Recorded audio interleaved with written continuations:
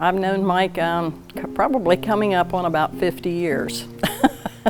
But I've known him a lot through the fire department, community involvement, things like that. It all started in 1958 when I was 6 years old, and my aunt came to the local school while I was eating lunch and said, "You need to go home, your home's on fire." Fortunately, the fire department salvaged the house, and it still stands today. After we moved to Sardinia, I was encouraged to apply to the fire department, but the local department had a 1-year residency requirement.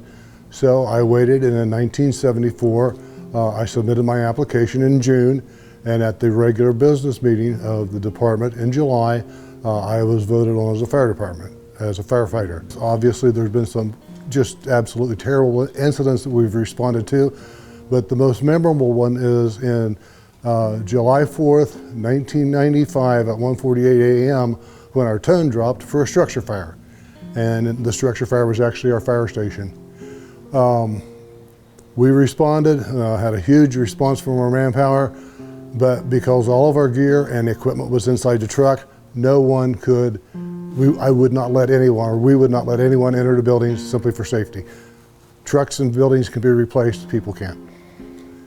And obviously, we were able to rebuild, and we came back and was able to advance probably 20 to 25 years, technologically speaking.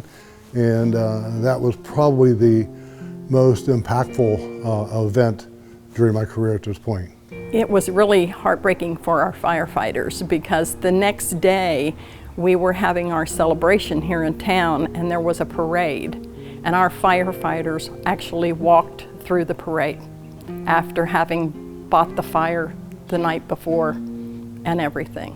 It was a mess, absolute mess. Probably one of the biggest, most recent things was in 2019, we were able to start a joint fire district, which was encompassed the Sardinia Life Squad and Rescue Unit and the Sardinia Fire Department. That's when we became known as the Eastern Joint Fire and EMS District. And it helped the squad out because we went from essentially a volunteer life squad here in Sardinia to a part-time squad where we have 2 people on duty 24 hours a day. Mike has been the backbone of the fire department for a long, long time.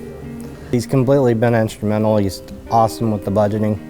Mike's always been a numbers guy.